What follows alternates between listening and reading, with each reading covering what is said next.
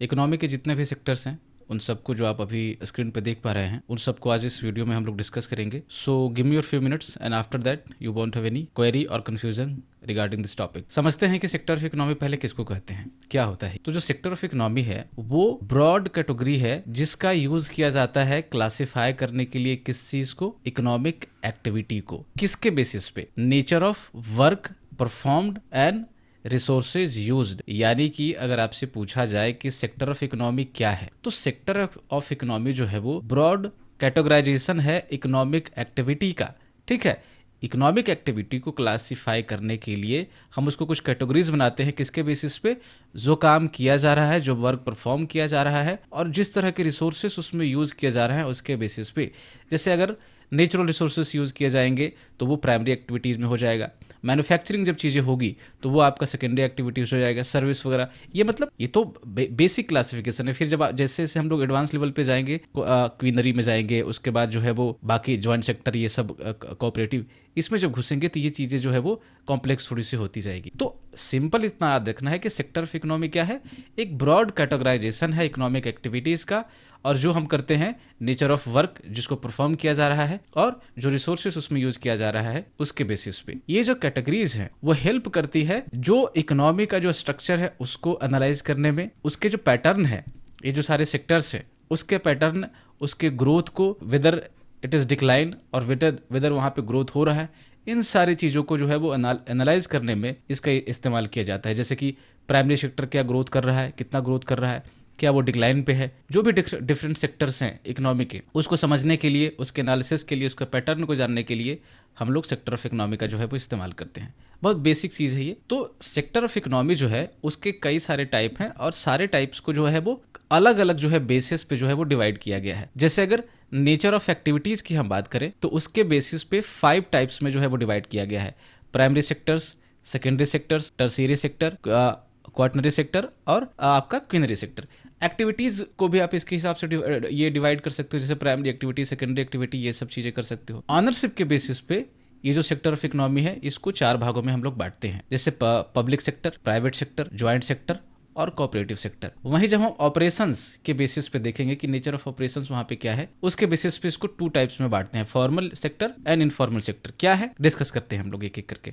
सबसे पहले nature of activities के बेसिस पे जो डिवीजन है, ये जो 5 डिवीजन है उसको देखते हैं। सबसे पहला है प्राइमरी सेक्टर। आपने नाम थोड़ा थोड़ा सुना होगा, नहीं सुना है तो इसमें समझ में आ जाएगा। Primary sector involves extraction and harvesting of natural resources directly from अर्थ।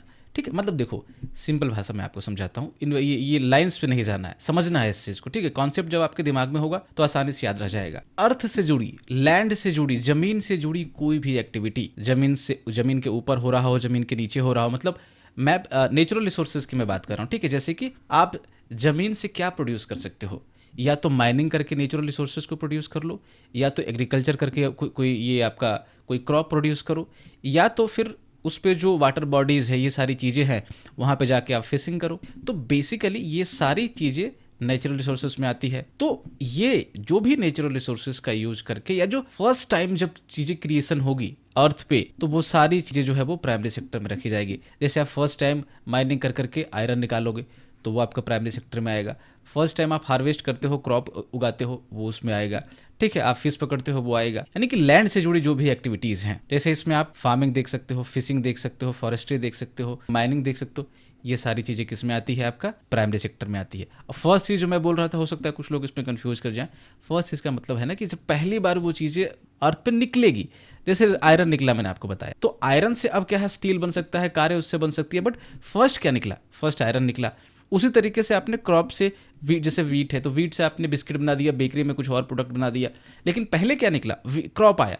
तो वो क्रॉप कहाँ से आया, लैंड से आया, तो वहां पे हमने उसको प्राइमरी में रखेंगे। Getting my point. तो इस तरह से तो ये सारी चीजें आप याद रखिएगा कि फिशिंग, आपका फार्मिंग, फॉरेस्ट्री, माइनिंग, ये सारी एक्टिविटीज जो है प्राइमरी सेक्टर्स में आती है। ओके, ये आपका फीचर्स देख लो इसका क्या होते हैं। तो सबसे पहला डायरेक्ट इसका रिलायंस होता है, नहीं कि डायरेक्ट डिपेंडेंसी होती है किस पे, नेचुरल रिसोर्सेज पे। नेचुरल रिसोर्सेज से ही इस्तेमाल करके, या फिर वही जो बेसिकली जो रिसोर्सेज का यूज होगा वही आपका प्राइमरी सेक्टर है, ठीक है। माइनिंग वगैरह हमने देखा, फिशिंग वगैरह देखा। लिमिटेड प्रोसेसिंग होती है, उसमें रॉ मटेरियल्स की बहुत ज़्यादा प्रोसेसिंग नहीं होगी।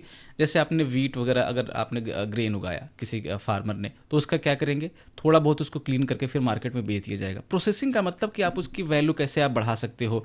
जैसे आपने वो वीट उगाया तो उसको फिर प्रोसेस करके उसका फ्लोर बना दो, आटा बना दो, ओके, फिर आप वो ब्रेड बना दो उसका। तो ये सारी चीज़ें प्रोसेसिंग हो गई। मतलब कोई भी ऐसी कोई सी प्रोसेस जिसका इस्तेमाल करके हम उसकी क्वालिटी, उसकी वैल्यू को इंक्रीज कर पाएं, उसके सेल्फ लाइफ को इंक्रीज कर पाएं, तो उसको प्रोसेसिंग बोलते हैं। तो प्राइमरी जो सेक्टर है उसमें प्रोसेसिंग बहुत ज़्यादा नहीं होता, थोड़ा बहुत होता है। जैसे आपने फिश को पकड़ा तो फिश को क्या करेंगे, थोड़ा बहुत जो है वो धो करके या फिर क्लीन कर करके उसको मार्केट में बेच देंगे।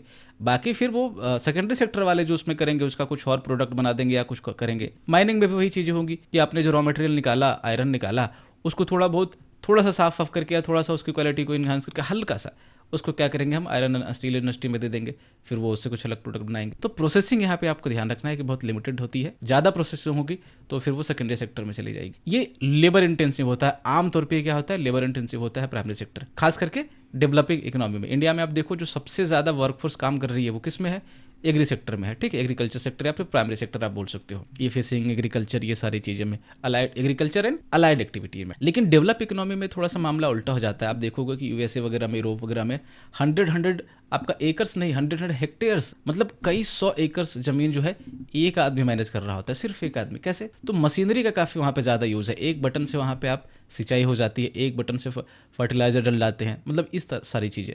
तो हाईली मैकेनाइज्ड है आपका डेवलप्ड कंट्री में, लेकिन यहाँ पे डेवलपिंग कंट्रीज में ये लेबर इंटेंसिव होता है, ओके। ये आपका प्राइमरी एक्टिविटी हो गया, जमीन से जुड़ी चीजें जो हो रही है सारी, ठीक है। सेकेंडरी एक्टिविटी क्या है, ये जो देखो रॉ मटेरियल निकला किससे, उसी जमीन से, माइनिंग से निकला। जैसे मान लो कि माइनिंग से लोहा निकला, तो हमने अब उसको प्रोसेस किया प्रॉपर और स्टील बना दिया। आपका ये वीट निकला, उससे हमने बिस्किट बना दिए, पार्ले जी बना दिया। तो ये जो पार्ले जी बनने का प्रोसेस हुआ, ये जो स्टील बनने का प्रोसेस हुआ, वो कहाँ होगा, वो होगा आपका सेकेंडरी सेक्टर में, ओके। तो ये जो फैक्ट्रीज वगैरह होती है, ये सारी चीजें होती है, वो सब किस में आती है, मतलब मैन्युफैक्चरिंग का जो आमतौर पे प्रोसेस है वो किस में आता है, वो आता है आपका सेकेंडरी सेक्टर में। एक बार देख लो क्या है, secondary sector takes raw material from primary sector, यानी कि प्राइमरी सेक्टर से रॉ मटेरियल लिया and process them into finished goods और इंटरमीडिएट प्रोडक्ट, ठीक है। देखो फिनिश गुड्स में इसको प्रोसेस कर दिया, प्राइमरी सेक्टर में गेहूं आया, वीट आया, अब इसको ले लिया सेकेंडरी सेक्टर वालों ने, इसको फैक्ट्री में डाला, इससे बिस्किट बना दिया, एक फिनिश प्रोडक्ट बनाया, ठीक है। ये अब बोल रहा है कि इंटरमीडिएट प्रोडक्ट भी वो हो सकता है जो उसने बनाया हो। जैसे ये आपने ये लोहा, ये आयरन लिया, इससे आपने स्टील बनाया। अब स्टील से कुछ भी बन सकता है, बॉक्सेस बना सकते हो स्टील से, कार इंडस्ट्री में स्टील का इस्तेमाल हो सकता है। तो अभी फिनिश गुड ये तो नहीं हुआ, ये इंटरमीडिएट गुड्स हो गया। ये तो गुड्स मतलब फिनिश भी हो सकता है, इंटरमीडिएट का मतलब अभी और कई जगह वो फिनिश गुड बनने में इस्तेमाल हो, ओके। एग्जांपल के लिए वही बोल रहा है कि एक फैक्ट्री मान लो जो रॉ मटेरियल को या रॉ स्टील को जो है वो कार पार्ट्स में आपका जो है वो डेवलप करता है, या फिर एक जो बेकरी वाला है वो जो है आटे को क्या करता है, वो ब्रेड में बना देता है। तो ये जो प्रोसेस होगी सब सेकेंडरी सेक्टर में। यानी कि एक कीवर्ड याद रखना है, मैन्युफैक्चरिंग जहां आए सेकेंडरी सेक्टर आएगा, ओके। माइनिंग, फार्मिंग, ये सब जब आए तो प्राइमरी सेक्टर आए। इसके फीचर्स देख लो आप सेकेंडरी सेक्टर के, तो यही इसमें मैन्युफैक्चरिंग होगा, कंस्ट्रक्शन सेक्टर भी आ जाएगा, ठीक है। जो आपका जो घर बना रहे हो, ये सब सारी चीजें कर रहे हो, यूटिलिटीज जो आप डेली आप यूज कर रहे हो सारी चीजें, वो यूटिलिटीज में आती है, ठीक है। ग्रोसरी, ये सब सारी चीजें, कोलगेट, पेस्ट, ये सब किस में आती है, यूटिलिटीज है।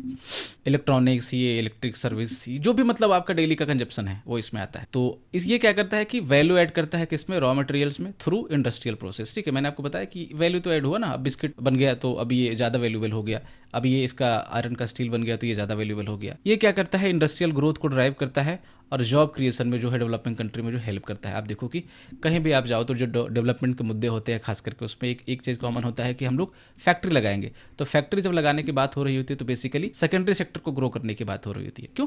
क्योंकि ये जॉब क्रिएशन के लिए बहुत ज्यादा इंपॉर्टेंट है, ओके। तो ये आपका सेकेंडरी सेक्टर हो गया।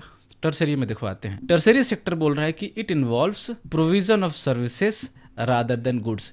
अभी देखो हमने जो दो सेक्टर देखे, प्राइमरी सेक्टर और सेकेंडरी सेक्टर, इसमें हम लोग प्रोडक्ट या गुड्स की बात कर रहे थे। गुड्स और सर्विस में क्या डिफरेंस है? गुड्स क्या होता है, कोई भी चीज जो फिजिकल फॉर्म में होती है, जिसका हम लोग एक्सचेंज कर सकते हैं, जैसे बिस्किट हो गया, स्टील हो गया, कोई भी चीज जिसको आप एक दूसरे को ले दे सकते हो, वो टेंजिबल होती है, उसको छू सकते हो आप, उसका कुछ वेट होगा, ये सारी चीजें। सर्विसेज क्या होती है, वो इनटेंजिबल इन नेचर होता है। जैसे अगर आपको डॉक्टर ने कुछ प्रिस्क्रिप्शन दी या डॉक्टर ने आपको कोई सलाह दी कि आप ये दवाई खाओ, तो बदले में क्या एक्सचेंज किया उसने, कोई गुड्स एक्सचेंज किया? नहीं, उसने अपनी सर्विसेज एक्सचेंज की, ठीक है, उसने अपना अपना टाइम दिया आपको, अपनी एक्सपर्टीज जो है आपको, मतलब उसने पढ़ाई करी होगी, फिर आपको वो प्रिस्क्रिप्शन दे रहा है, तो उसको बोलते हैं कि वो सर्विस दे रहा है अपनी। टीचर क्या करता है, जैसे मैं आपको पढ़ा रहा हूँ, मैं अपनी सर्विसेज दे रहा हूँ आपको। बैंकर क्या करता है, बैंकर आपको कोई प्रोडक्ट नहीं देता है, बैंकर आपको सलाह देता है, आपका सीए आपको सलाह देगा कि यहाँ इन्वेस्ट करो, ये करो, यानी कि वो लोग अपनी सर्विसेज दे रहे हैं। तो टर्शियरी सेक्टर में वैसे सारी चीजें जो सर्विस प्रोवाइड करने वाली इंडस्ट्री होती है वो आपका किस में आती है,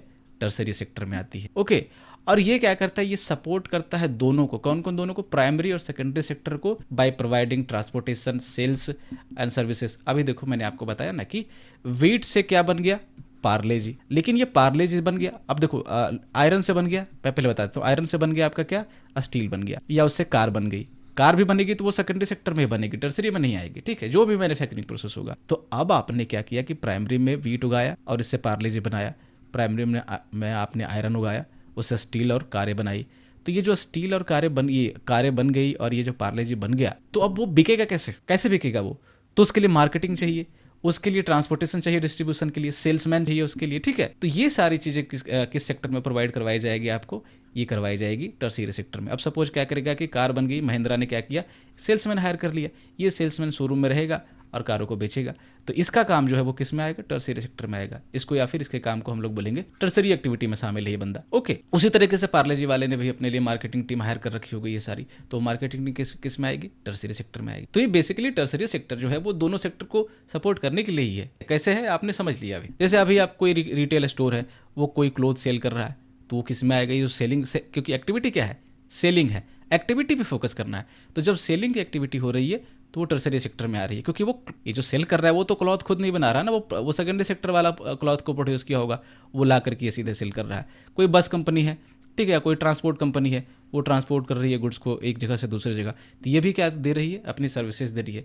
कोई बैंक है, वो फाइनेंशियल सर्विसेज दे रहा है लोगों को, तो ये सब जो है वो टर्शियरी सेक्टर में आती है। जहां सर्विस की बात आएगी तो वहां आएगी आपका टर्शियरी सेक्टर की बात, जहां मैन्युफैक्चरिंग की बात आएगी वो आएगी सेकेंडरी सेक्टर में, और जहां आपका फ्रेश पहली बार प्रोडक्शन या लैंड से जुड़े कोई चीजें आएंगी, नेचुरल रिसोर्सेज की बात आएगी, वो आएगा आपका प्राइमरी सेक्टर। ओके, ये आपके देखो फीचर्स देख लो, इसके जो कैरेक्टरिस्टिक्स हैं वो ये इंक्लूड करते हैं, रिटेल हो गया आपका, जहाँ पे चीजें बिकती है, ट्रेड टाइप पे जो स्मॉल स्केल ट्रेड होते हैं उसको रिटेल आमतौर पे बोलते हैं, खुदरा चीजें जो होती है। हेल्थ केयर हो गया आपका, डॉक्टर से कंसल्टेशन लेते हो, टर्शियरी में आती है। एजुकेशन आप जो सेक्टर देख रहे हो टर्शियरी सेक्टर में आता है। इंटरटेनमेंट सेक्टर जो आप देख रहे हो, ठीक है, वो सब ये टर्शियरी में आता है। और ये क्या करता है कि often associated with higher standard of living, always not always, often की बात हो रही है कि यूजुअली जो है वो इस सेक्टर में जो काम करने वाले लोग होते हैं वो ज़्यादा स्किलफुल होते हैं, जैसे ये सेल्समैन है, बैंकर है, या फिर जो आप एक्टर्स देखते हो एंटरटेनमेंट इंडस्ट्री में काम करते हैं, जो एजुकेटर्स होते हैं, टीचर्स होते हैं, वो बेसिकली थोड़ा उन बाकी जो दो सेक्टर्स में काम करने वाले लोग हैं उससे थोड़ा सा ज़्यादा अर्न करते हैं। ज़्यादा अर्न करेंगे तो जो स्टैंडर्ड ऑफ लिविंग है वो थोड़ी ज़्यादा होगी। ओके, और बोल रहा है कि इट रिक्वायर स्ट्रॉन्ग कम्युनिकेशन, ये कस्टमर सर्विस और कम्युनिकेशन स्किल। तो भाई इस सेक्टर में काम करने के लिए अच्छा स्किल सेट भी चाहिए होगा। तो ये सारी चीजें हैं। तो हमने 3 सेक्टर देखा, आओ देखते हैं ये क्वार्टरली सेक्टर क्या होता है। आमतौर पे लोगों को 3 के बारे में ही थोड़ा क्लैरिटी होती है, चौथे से वो ब्लर होना शुरू हो जाते हैं कि क्वार्टरली सेक्टर, केंद्रीय सेक्टर में क्या क्या चीजें आती है। देखो क्या होता है, 3 हमने देख लिया प्राइमरी में कि लैंड वाली फार्मिंग वार्मिंग ये सब, ये तो क्लियर होता है बहुत लोगों को। ओके, दूसरा आपका हो गया कि जब मैन्युफैक्चरिंग होगी तो आपका सेकेंडरी हो गया, और जब भी सर्विस की बात आएगी तो टर्सरी हो गया। यहाँ पे क्या होता है कि उससे थोड़ा सा ऊपर उठ जाओ, टीचर वीचर तक तो ठीक था, लेकिन जब एक होता है ना कि एक तो टीचिंग हो रही है, एक होता है कि रिसर्च एंड डेवलपमेंट हो रहा है। अब कोई नया सॉल्यूशन लाया जा रहा है, सपोज करो कि कोविड पे रिसर्च हुई, कोविड वैक्सीन के लिए रिसर्च एंड डेवलपमेंट किया गया, कोई नया टेक प्रोडक्ट लाने के लिए R&D होता है, या फिर जो बिग डेटा मैनेजमेंट होता है, तो वो जो सारी चीजें करता है वो करने वाले जो प्रोफेशनल्स आते हैं वो क्वार्टनरी सेक्टर में आते हैं। तो क्वार्टनरी सेक्टर क्या करता है, ये फोकस करता है नॉलेज बेस्ड एक्टिविटीज का and handling of information. Okay, ये सारी चीजें का, जैसे रिसर्च एंड डेवलपमेंट हो गया, डेटा मैनेजमेंट हो गया, इसके लिए कीवर्ड क्या याद रखना है, रिसर्च याद रखना है। और बिग डेटा हैंडलिंग, जो डेटा एनालिस्ट होते हैं वो किस में आते हैं, आपका केंद्रीय सेक्टर, ये क्वार्टनरी सेक्टर में आते हैं, केंद्रीय में लगाए। जो आपके रिसर्चर्स होते हैं, रिसर्च स्कॉलर्स हो गए, प्रोफेसर्स हो गए, जो रिसर्च इंस्टीट्यूट में काम कर रहे हैं, जैसे IITs में जो रिसर्च विंग होता है अलग से, ठीक है। एकेडमिक्स में मैं बात नहीं कर रहा हूँ, जैसे वो एकेडमिक्स में आएगा तो वो फिर आपका टर्सरी में आ जाएगा। जैसे सॉफ्टवेयर कंपनी है ना, तो वो कोई ऐप क्रिएट कर रहा है अपना, उसने पूरा का पूरा टेक टीम लगाया, उसने कुछ रिसर्च किया। जैसे मार्केटिंग टीम होती है, वो भी मार्केट रिसर्च करती है किसी फर्म के लिए, कि जैसे कंज्यूमर का ट्रेंड एनालाइज करेगी, इसके लिए उसको डेटा चाहिए होता है, तो ये डेटा मैनेजमेंट भी यहाँ पे वर्क करेगा, ठीक है। लास्ट डेटा को हैंडल करते हैं ये लोग। यूनिवर्सिटीज़ में देखो आप कि मेडिकल रिसर्च होता है, जैसे एम्स वगैरह में हो गया, तो साइमल्टेनियसली पढ़ाई भी चल रही है, साथ में आपका रिसर्च भी चल रहा है। तो ये जो रिसर्च की एक्टिविटी है और डेटा हैंडलिंग जो बड़े बड़े होते हैं, उसको आपको याद रखना है कि वो क्वाटनरी सेक्टर में आती है। फीचर्स क्या है इसके, जैसे ये आईटी सर्विसेज को इंक्लूड करता है, साइंटिफिक जो रिसर्च होते हैं उसको इंक्लूड करता है, कंसल्टिंग जो होते हैं, बड़े बड़े फर्म होते हैं, कंसल्टिंग फर्म जो होती है उसमें जो काम करने वाले लोग होते हैं या जो कंसल्टिंग फर्म है वो किस में आती है, आपका क्वाटनरी सेक्टर में आती है। ये नॉलेज इंटेंसिव इंडस्ट्री होता है, ठीक है। इसके पास जो एक सबसे बड़ा जो आप कह सकते हैं कि असेट होगा वो होगा उसका हाई लेवल की नॉलेज, जो आमतौर पे एडवांस एजुकेशन को जो है वो रिक्वायर करती है। अब आपने ग्रेजुएशन किया, इंटर किया, मास्टर्स किया, आप चले गए पढ़ाने के लिए, तो आप इसमें सर्विस सेक्टर में आ गए, टर्शियरी में। लेकिन जब आपने पीएचडी की, आपने एक ही चीज़ पे अपने आप को क्या किया कि ट्रेन किया, तो आपको पीएचडी मिलेगी, आपने उसके लिए रिसर्च किया होगा, ओके। तो वो एडवांस एजुकेशन चाहिए होते हैं इस चीज के लिए। की driver of innovation and technological process, जिस कंट्री में, जिस रीजन में ये जो आपका ये क्वाटनरी सेक्टर मजबूत होगा, वहां पे आप देखोगे कि इनोवेशन और टेक्नोलॉजिकल प्रोग्रेस उस सेक्टर उस कंट्री का बहुत ज़्यादा होगा। जैसे आप देखो कि हम ये ताइवान वगैरह में, चाइना में अभी जैसे जो चल रहा है, साउथ कोरिया, यूएस हो गया आपका, इन सब चीज़ों में वहाँ पे मतलब उन कंट्रीज़ में जो है वो ये आपको बहुत मजबूत स्थिति में देखने को मिलता है। इसलिए प्रोडक्ट वगैरह काफ़ी ज़्यादा वहाँ पे डेवलप होते हैं, अच्छी वहाँ पे चीज़ें डेवलप होती है। तो आपका क्वाटनरी से ये सेक्टर हो गया। अब क्यूनरी क्या होता है ना कि अब इन सबसे ऊपर हाई लेवल जो डिसीजन मेकिंग होती है, चाहे वो किसी में हो जाए, चाहे वो आपका मैन्युफैक्चरिंग सेक्टर, देखो क्या होता है ना कि ये साइमल्टेनियसली भी चल सकता है और अलग तरीके से भी चल सकता है। जैसे आप देखो कि हाई लेवल डिसीजन मेकिंग आपका गवर्नमेंट में हो सकता है, बिजनेसेस में हो सकता है। तो मान लो कि कोई कंपनी होगी, ये जो पार्ले जी की भी सपोज करो कंपनी, या वो कार की महिंद्रा की भी कंपनी हो, तो क्या होगा ना कि वो भी कई लेयर्स पे डिवाइड होगी। कहीं पे आपका देखो मैन्युफैक्चरिंग हो रही होगी इस बिस्किट की या फिर ये कार की, तो वो आपका सेकेंडरी सेक्टर में आ जाएगा। उसके बाद ये सेल्स पीपल जो मैंने आपको बताया था, मार्केटिंग वाले लोग होंगे, वो आपके क्या आ जाएंगे, आपको टर्शियरी सेक्टर में आ जाएंगे। फिर यहाँ पे महिंद्रा के पास एक R&D टीम भी होगी जो नए नए डिजाइन को लाने की कोशिश कर रही होगी, तो वो आपको क्वाटनरी सेक्टर में आ जाएंगे। यहीं पे क्या होगा कि फिर सीईओज होंगे, टॉप लेवल के एग्जीक्यूटिव होंगे, जो बिजनेसमैन खुद होगा, मान लो कि आनंद महिंद्रा खुद हो गए या अंबानी खुद हो गए, तो ये किस में आएंगे, जो टॉप लेवल के लोग हैं, बिल्कुल एकदम टॉप लेवल के, चाहे वो ब्यूरोक्रेट्स हो गवर्नमेंट में या पॉलिटिशियंस हो या फिर ये सीईओ वगैरह हो, ठीक है। जैसे सुंदर पिचाई है, गूगल का सीईओ है, ये किस में आएगा भाई, कौन से कॉलर में आएगा या कौन से सेक्टर में आएगा? वो चार जो हमने डिस्कस किया उसमें आएगा? नहीं, ये आएगा फिफ्थ वाले में, क्यूनरी सेक्टर में आएगा। क्यों? क्योंकि he involves in the process of decision making which affects whole organisation, और ऑर्गेनाइजेशन बहुत बड़ी है, बहुत सारे लोगों को अफेक्ट करेगी। तो ये सर जैसे क्रिएशन ऑफ पब्लिक पॉलिसी हो गया, तो पब्लिक पॉलिसी आमतौर पर गवर्नमेंट में बनाई जाती है। जैसे ये मोटा भाई है अपने, मतलब अमित शाह है, ठीक है, गुजरात में मोटा भाई बोला जाता है बड़े भाई को, ओके, आप कोई दिल पे मत ले। तो creation of public policy politician करते हैं, ब्यूरोक्रेट्स करते हैं, गवर्नमेंट ऑफिशियल करती हैं सारी चीजें। थॉट लीडर्स जो होते हैं, मतलब जो थिंकर्स होते हैं, वो सब, यानी कि उसके एक डिसीजन से एक मास पॉपुलेशन जो है अफेक्ट होती है और पूरी की पूरी कंपनी अफेक्ट होती है, तो उसको वो सारे जो चीजें होंगी वो क्वीनरी सेक्टर में होती है। डिसीजन मेकिंग आपको याद रखना है। प्राइमरी के लिए क्या बताया आपको, फार्मिंग या मैन्युफैक्चरिंग, ये फार्मिंग आपको याद रखना है। आपका सेकेंडरी के लिए क्या बताया, मैन्युफैक्चरिंग। टर्शियरी के लिए क्या बताया, सर्विसेज। क्वार्टरी के लिए आपको क्या बताया, R&D, रिसर्च एंड डेवलपमेंट। और आपका क्वीनरी के लिए क्या बताया, decision making, high level decision making, not decision making, high level decision making. एक लेबर भी डिसीजन नहीं तो ले रहा होता है मशीन जब चलाता है, तो वो नहीं, हाई लेवल वाला। ये सर जैसे एक गवर्नमेंट का मिनिस्टर है, एग्जाम्पल के लिए दे रहा है, तो वो नेशनल लेवल के लिए कोई पॉलिसी बना, मान लो एनर्जी पॉलिसी बना रहा है, कुछ और पॉलिसी बना रहा है। एक सीईओ है जो स्ट्रेटजी बना रहा है अपनी कंपनी के लिए, सब किस में आएंगे, ये क्वीनरी सेक्टर में आएंगे। तो ये 5 यहाँ कैरेक्टरिस्टिक देख लो पहले, ओके। तो ये क्या करता है, involves leadership roles and high level decision, वही चीज है कि लीडरशिप रोल में होते हैं ये सारी चीज। और इंक्लूड सीनियर गवर्नमेंट ऑफिशियल, जैसे जो टॉप ब्यूरोक्रेट्स होते हैं, ऐसा नहीं कि आईएएस वगैरह भी होते हैं, बट वो ऊपर जब पहुंचते हैं, जब वो सीनियर आईएएस बनते हैं, मतलब जब वो सेक्रेटरी के रैंक पे जाते हैं, जैसे कैबिनेट सेक्रेटरी हो गया, होम सेक्रेटरी, फाइनेंस सेक्रेटरी, उस लेवल पे जब जाते हैं, तब वो डिसीजन मेकिंग में या पॉलिसी मेकिंग में शामिल होते हैं। बाकी तो वो एडमिनिस्ट्रेशन ही संभालते होते हैं बाकी वक्त, ठीक है। बिजनेस एग्जीक्यूटिव जो होंगे, जैसे ये सीईओ वगैरह बताया, एकेडमिक लीडर्स जो होते हैं बड़े बड़े, ये सब जो डिसीजन लेते हैं वो किस में आता है, क्वीनरी सेक्टर। और इनके डिसीजन होते हैं वो सेव करते हैं लॉन्ग टर्म डायरेक्शन को किसी भी सेक्टर के या किसी भी इंडस्ट्री को या फिर इकोनॉमी को, ओके। अब जैसे अब ये गृह मंत्री हैं, ये कोई भी डिसीजन लेंगे तो पूरे इंडिया को भी अफेक्ट करेगा। तो अब निर्मला सीतारमण ये भी मिनिस्टर हैं, जैसे मान लो वो, तो वो जब पूरा का पूरा इकोनॉमी जो है वो किस डायरेक्शन में जाएगा, उनके डिसीजन पे वो डिपेंड करेगा। तो ये हाई लेवल डिसीजन मेकिंग होती है इसमें। तो ये 5 सेक्टर जो नेचर ऑफ एक्टिविटीज़ के बेसिस पे हमने देखा।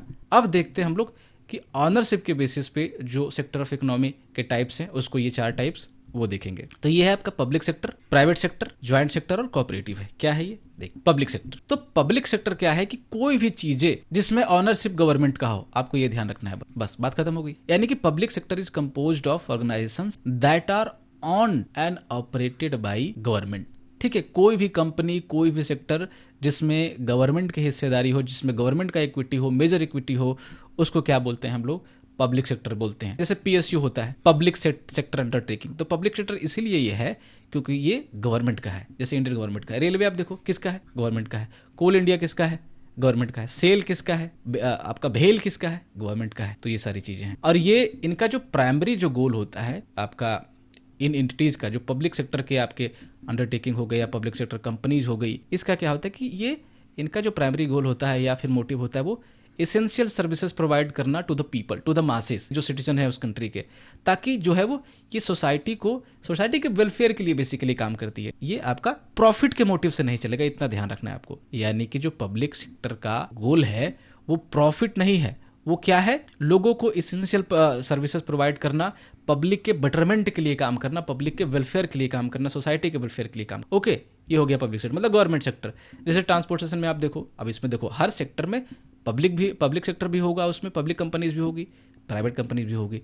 तो ट्रांसपोर्टेशन में से रेलवे है तो वो किसका है? इंडियन गवर्नमेंट का है। आप देखो कि एयरलाइंस में कुछ सारी प्राइवेट कंपनियां हैं तो वो प्राइवेट की है। जैसे हेल्थ केयर है तो हेल्थ केयर में जितने सारे सरकारी हॉस्पिटल हैं, आपको एम्स वगैरह आप जो देखते हो, किसके हैं? गवर्नमेंट के हैं, वो गवर्नमेंट हॉस्पिटल से। यूटिलिटीज में आप देखो इलेक्ट्रिसिटी कंपनी हो सकती है, वाटर बोर्ड अथॉरिटी हो सकती है, जैसे आपका दिल्ली जल बोर्ड है, वो किसका? दिल्ली गवर्नमेंट का है, वो गवर्नमेंट की है। एजुकेशन में आप देखो जो सरकारी स्कूल हैं, पब्लिक स्कूल, वो किसके होते हैं? आप देखो DU, JNU, जामिया, ये किसके हैं? गवर्नमेंट के हैं। वहीं आप देखो अमेठी यूनिवर्सिटी, वो प्राइवेट है, वो अलग है, तो वो पब्लिक में नहीं आएगी। तो जिस पे भी गवर्नमेंट का कंट्रोल हो, जो भी गवर्नमेंट के द्वारा मैनेज किया जा रहा हो, वो सब किस में आएगा? चाहे वो कंपनी हो, चाहे कोई एजुकेशनल इंस्टीट्यूशन हो, चाहे कोई कंपनी, स्पोर्ट्स कंपनी हो, कुछ भी हो, याद रखना है कि गवर्नमेंट के थ्रू उसको ओन किया जा रहा है और मैनेज किया जा रहा है। ओके, तो ये हो गया पब्लिक सेक्टर। प्राइवेट सेक्टर देख लेते हैं। प्राइवेट सेक्टर में उल्टा हो जाएगा कि उसमें गवर्नमेंट नहीं होंगे। ठीक है, गवर्नमेंट होगी भी तो बहुत माइनॉरिटी शेयर होल्डर हो सकती है, बट गवर्नमेंट उसमें आपको एक्सेप्ट गवर्नमेंट, बाकी किसी बिजनेसेस के द्वारा अगर किसी चीज को ऑन किया जा रहा है, किसी ऑर्गेनाइजेशन के द्वारा ऑन किया जा रहा है, किसी इंडिविजुअल के द्वारा ऑन किया जा रहा है, तो किस में आएंगे? वो सब प्राइवेट सेक्टर में आएंगे। जैसे आपने एक कंपनी बना ली, आपका है वो, आपका घर आपका है, प्राइवेट में आएगा,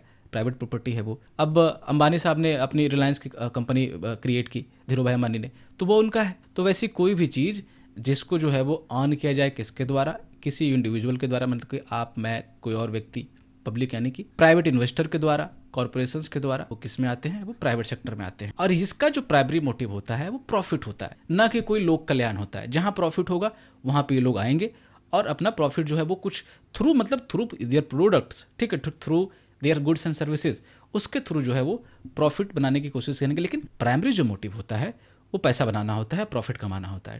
और ये गाइडेड होते हैं मार्केट फोर्सेस से। पब्लिक कंपनी मार्केट फोर्सेस के थ्रू गाइड नहीं होती, ये गाइड होते हैं। मार्केट फोर्सेस का मतलब दो बेसिकली है, सप्लाई और डिमांड है। बाकी चीज़ें आप कॉम्पिटिशन वगैरह भी ये सब ऐड कर सकते हो, बट मार्केट फोर्सेस दो ही है बेसिकली, जो मेजर फोर्सेस है, डिमांड एंड सप्लाई। तो जिसकी डिमांड होगी मार्केट में, जिसमें प्रॉफिट बनाने का चांस होगा, वहाँ पे प्राइवेट कंपनियाँ आएगी। बट जहाँ पे लार्ज लेवल पे पीपल अफेक्ट हो रहे होंगे, जहाँ पे लोक कल्याण की बात होगी, वेलफेयर की बात होगी, वहाँ पे कौन कंपनी आएगी? पब्लिक कंपनी आएगी, गवर्नमेंट कंपनी आएगी, BSNL आएगा, इंडियन रेलवे आएगी। और जहाँ पे प्रॉफिट की बात होगी वहाँ जियो आएगा, एयरटेल आएगा, ये सारी चीज़ें होगी। एग्जाम्पल्स देख लो आप, जैसे रिटेल में आप देख लो कि वालमार्ट है, इंडिया में तो अभी आया नहीं, अमेजोन है, फ्लिपकार्ट है, ये सारी चीज़ें हैं। टेक्नोलॉजी कंपनी में देख लो, प्राइवेट, एप्पल हो गया, गूगल हो गया, प्राइवेट ही प्राइवेट है, भरी हुई है। ओके, सैमसंग हो गया। मैन्युफैक्चरिंग में आप देख लो, ये अपना मतलब कार वार में, ऑटोमोबाइल्स में टोयोटा, सुजुकी, महिंद्रा, ये सब मतलब भरी पड़ी हैं ऐसे एग्जांपल्स।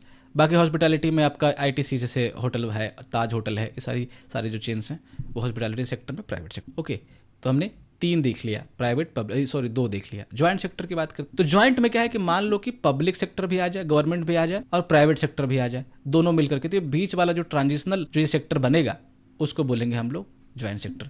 सपोज क्या है कि एक बहुत बड़ा कोई इंफ्रास्ट्रक्चर पे काम करना, रोड्स बनाने हैं सपोज करो, ओके, या जैसे दिल्ली मेट्रो जब बना था, तो दिल्ली मेट्रो भी उसी कॉन्सेप्ट पे बना था। तो रोड्स बनाने हैं, आपका कहीं मेट्रो रेल बिछाना है, तो अब गवर्नमेंट के पास तो जो पैसा है वो पब्लिक वेलफेयर के लिए भी लगाना है, तो मान लो कि गवर्नमेंट के पास पैसा थोड़ा कम पड़े। और भी चीजें होती है, जैसे क्या होता है ना, क्यों ज्वाइंट सेक्टर पहले बनता है समझो, तो गवर्नमेंट बॉडी है, ऑब्वियस सी बात है, तो यहाँ पे होंगे सरकारी बाबू लोग, और सरकारी लोग जहाँ पे होते हैं तो वहाँ काम बहुत धीरे धीरे होता है, ठीक है, फाइलें बहुत धीरे धीरे सरकती है।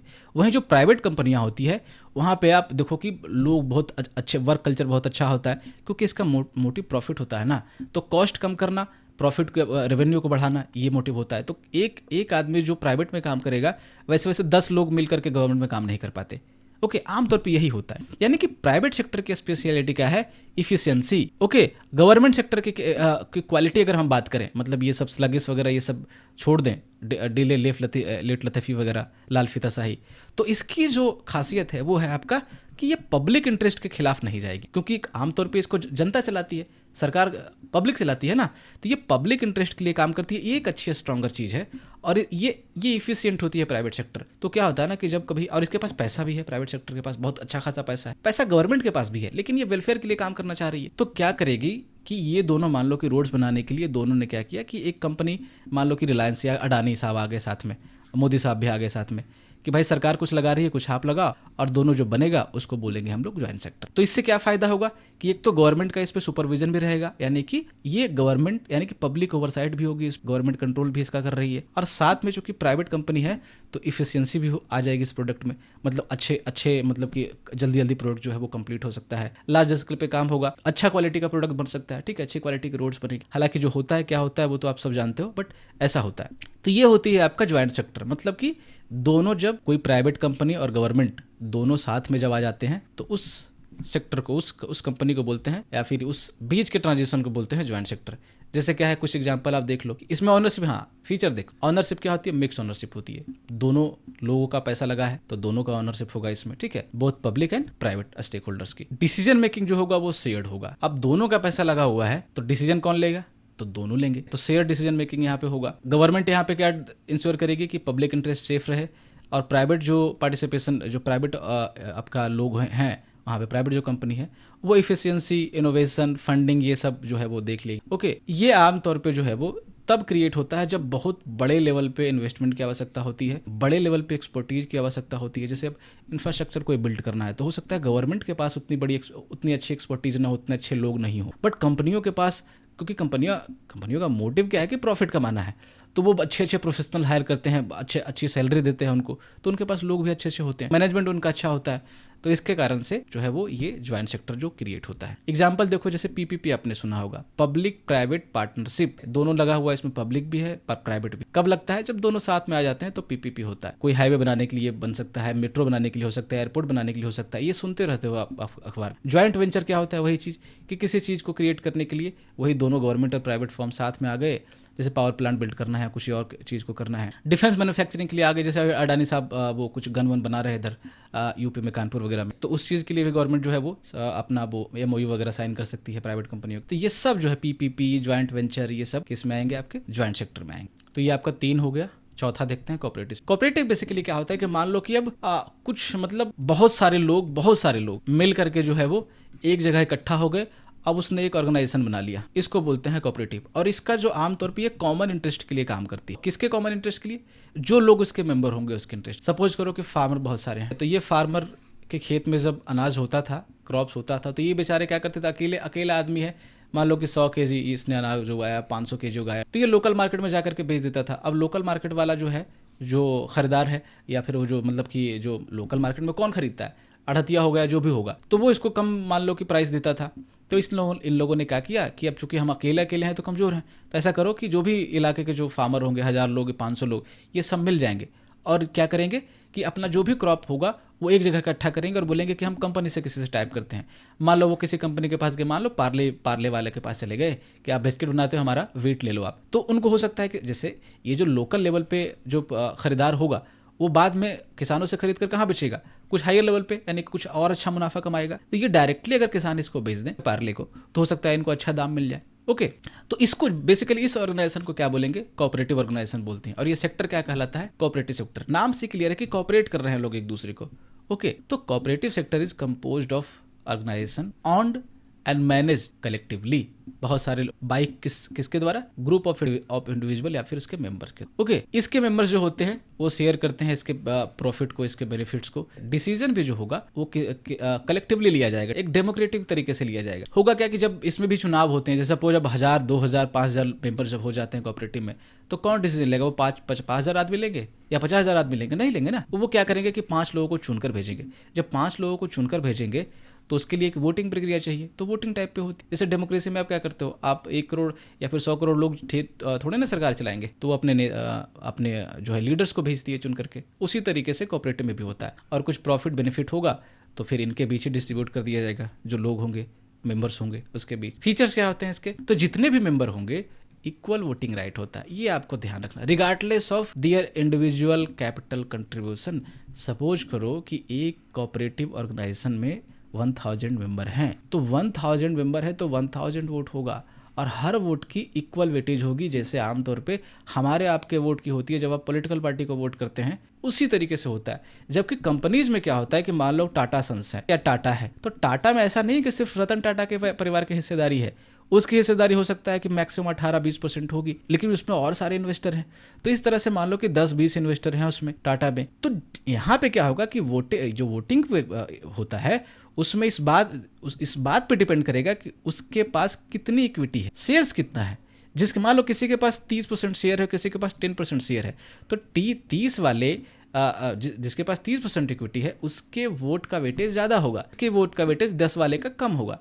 लेकिन आमतौर पे क्या कोऑपरेटिव में ऐसा ही होता है, कोऑपरेटिव में इक्वल वोटिंग राइट होता है, ये बिना इस बात को, यानी कि रिगार्डलेस ऑफ कितना कोई इंडिविजुअल आदमी वहां पे कंट्रीब्यूट कर रहा है। सपोज कोई फार्मर है वो 1000 रुपीज कंट्रीब्यूट कर रहा है, कोई है कि वो 1 लाख रुपीज कंट्रीब्यूट कर रहा है, तो ऐसा नहीं कि 1 लाख रुपीज वाले को आप ज्यादा वोटिंग राइट दे दो, नहीं, सेम होगा सबका। आप समझ गए होगे मेरे ख्याल से। ओके, तो ये क्या करता है, ये ऑपरेट करता है to meet common needs and welfare of the member rather than profit, यानी कि ये भी प्रॉफिट मोटिव पे काम नहीं करता। ये किस पे काम करता है कि ये जितने मेंबर हैं, मैंने आपको बताया कि इंटरेस्ट, कॉमन इंटरेस्ट के लिए काम कर रहा है, तो जितने भी मेंबर हैं उसका बेनिफिट, उसका अपना, ठीक है, उसका कैसे ज्यादा वेलफेयर हो मेंबर्स का, उसके लिए काम करेगा, ना कि बहुत ज्यादा प्रॉफिट पे ये फोकस करेगा। प्रॉफिट हालांकि थोड़े से, अब मेंबर्स की प्रॉफिट की बात होगी, इंडिविजुअल प्रॉफिट की बात नहीं होगी, ठीक है, लेकिन बहुत ज्यादा ये प्रॉफिट ओरिएंटेड नहीं होता। किसी भी कोऑपरेटिव में आप जाएंगे वो प्रॉफिट ओरिएंटेड आमतौर पे नहीं होता है। ओके, ये सारी चीज एग्जांपल के लिए आप देख लो, जैसे मैंने आपको बताया कि फार्मर कोऑपरेटिव होती है, तो ये ज्वाइंटली क्या कर सकते हैं, अपना जो क्रॉप होता है उसको मार्केट करने के लिए साथ में आ सकते हैं। मैंने आपको बताया कि बेचने के लिए साथ में आ गए,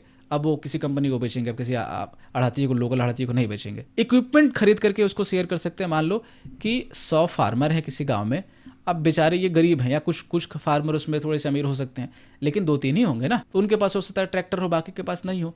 तो ये 100 फार्मर मान लो आ गए एक साथ आकर के उन्होंने बोला कि चलो 1000 रुपए सब मिला, ठीक है, इसने एक ऑर्गेनाइजेशन बना लिया, कोऑपरेटिव बना लिया, तो उससे क्या होगा कि अच्छा खासा पैसा कलेक्ट करके अपना मान लो कि 2-4 ट्रैक्टर खरीद लिए, 2-4 अपना थ्रेसिंग यूनिट खरीद लिया, कुछ भी खरीद लिया, और बारी बारी से उसका इस्तेमाल करेंगे सब, यानी कि शेयर करेंगे अपने इक्विपमेंट को, परचेज कर सकते हैं, ठीक है, तो ये या फिर शेयर कर सकते हैं, परचेज कर सकते हैं, जो भी है, ताकि उनका जो ओवरऑल कॉस्ट है वो जो है वो रिड्यूस हो। ये पेन को क्या हो गया, 1 मिनट, सॉरी, ठीक है, थोड़ी प्रॉब्लम आ गई लग रहा है इसमें पेन में, तो ओके, हाँ हो गया, ठीक हो गया। तो ये आपका ठीक है, जैसे फाइनेंस में भी हो सकता है, क्रेडिट यूनियन हो सकता है, जैसे होता है ना, आप अपने आसपास के इलाकों में देखते होंगे कि बहुत सारे लोग जो है वो साथ में आते हैं और थोड़ा थोड़ा पैसा इकट्ठा करते हैं। जैसे बिहार में एक जीविका है, जीविका भी सिमिलर लेवल पे है, और जैसे 20-25 लोग, 50 लोग भी ऐसा लोकल लेवल पे भी करते हैं कि वो अपना अपना कुछ पैसा कंट्रीब्यूट करते हैं, फिर वही कंट्रीब्यूट करके पैसा जो फंड इकट्ठा होता है उसमें से 2-4 लोगों को जिनके पास जरूरत होती है उनको वो लो इंटरेस्ट लोन दे देते हैं। ओके, ये ऐसी चीजें बहुत होती रहती, तो ये सारी आप चीजें देख सकते हो अपने आसपास। ये हो गया आपका जो ऑनरशिप के बेसिस पे डिवीजन है या टाइप्स है सेक्टर ऑफ इकोनॉमी का, ये हमने देख लिया। अब है आपका कि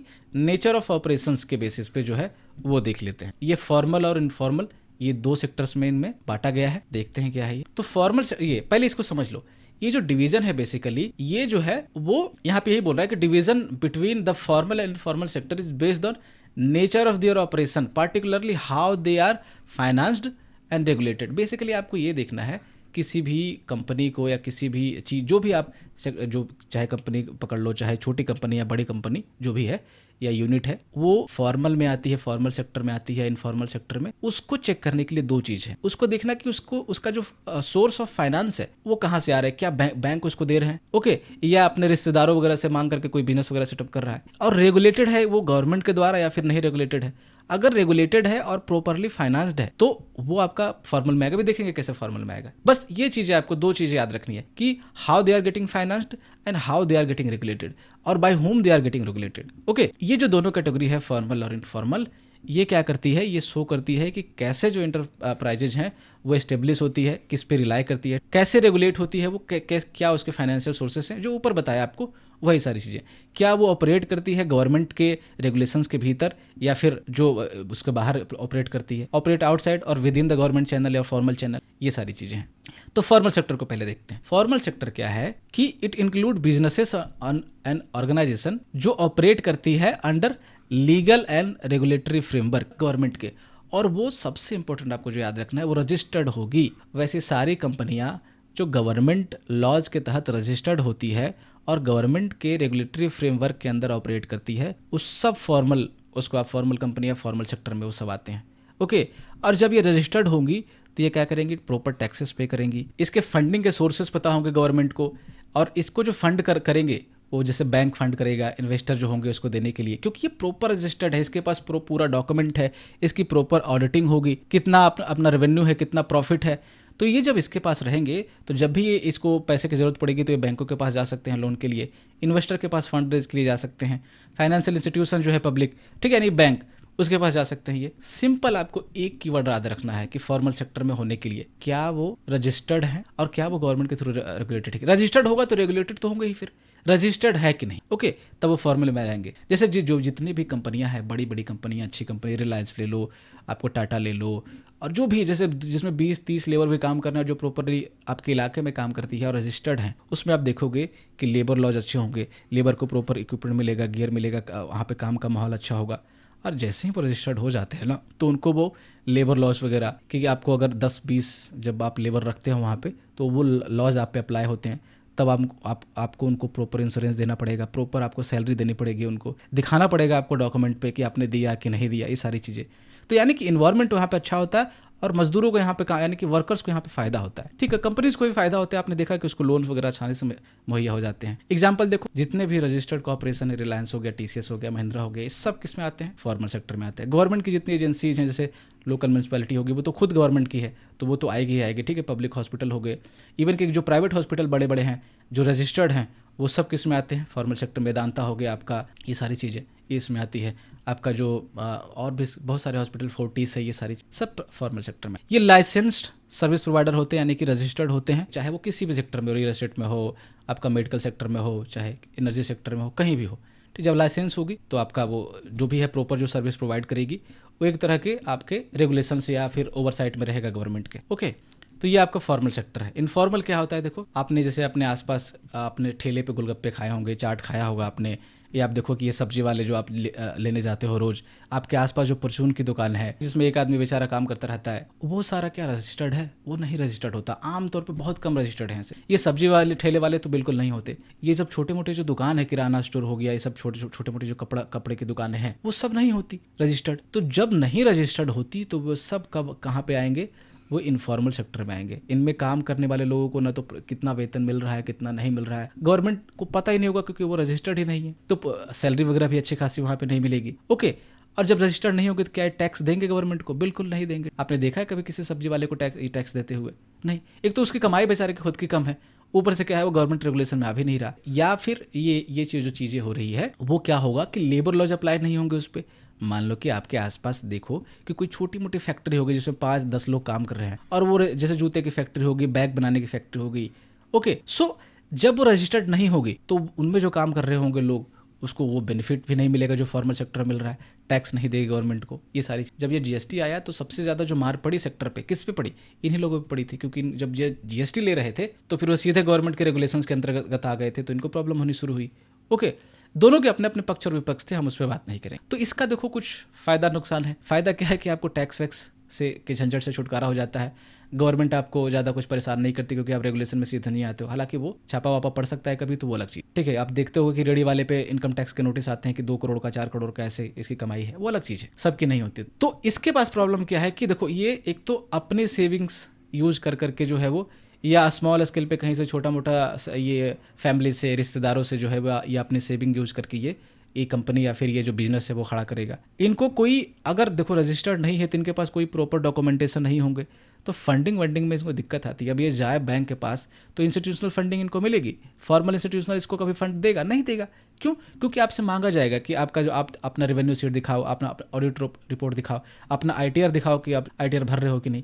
ये सारे डॉक्यूमेंट मांगे जाएंगे तो इनके पास नहीं होता है। तो प्रॉब्लम यही होती है कि इनको फॉर्मल जो फाइनेंशियल चैनल्स हैं, फाइनेंशियल सोर्सेज से बैंक वगैरह हो गया, ये सारी चीज़ वहाँ से लोन मुहैया बहुत कम हो पाती है। हालांकि कुछ जो छोटे दुकानदार हैं वो ITR भरते हैं, वो अपना उनके पास करंट अकाउंट होता है, ये सारी चीज़ें होती हैं तो उनको मिलता है, बट जिनके पास नहीं है उनको नहीं मिलता। तो इनफॉर्मल सेक्टर के साथ ये दिक्कत आती है। तो इनफॉर्मल सेक्टर आपको इतना याद रखना है कि जो चाय वाला, रेडी वाला, छिल्ला वाला, ये सब जो है इनफॉर्मल सेक्टर में। ओके, एग्जांपल देख लो, आपको जो है स्ट्रीट वेंडर वगैरह जो आपका फ्रूट बेच रहा है या फिर कोई हैंडमेड गुड बेच रहा है जो आपके आसपास है, सब वो है। होम बेस्ड बिजनेसेस है, जैसे कोई अचार बना रहा है, कोई कुछ बना रहा है, न तो गवर्नमेंट की परमिशन है, जैसे अब अचार आप बना रहे हो तो FSSAI का आपको चाहिए ना परमिशन, फूड, क्योंकि आप जब फूड बिजनेस में डील कर रहे हो, बट नहीं होता इनके पास। छोटे मोटे लेवल पे काम करते रहते हैं, ठीक है, अपना गुजारा चलाने के लिए। ये छोटे होते हैं, अनरजिस्टर्ड होते हैं। और जैसे आपके नेबर में आपने देखा होगा कि कोई मैकेनिक्स है, आपका टेलर है, ये सब क्या है, आपका इनफॉर्मल सेक्टर में आते हैं। और इंडिया में जो सबसे ज़्यादा रोजगार देता है वो कौन सेक्टर देता है? वो इनफॉर्मल सेक्टर देता है। ये इकोनॉमी की रीढ़ है पूरी की पूरी इंडियन इकोनॉमी की। ओके, सो ये आपके सारे हो गए clear. Thanks for watching, thank you.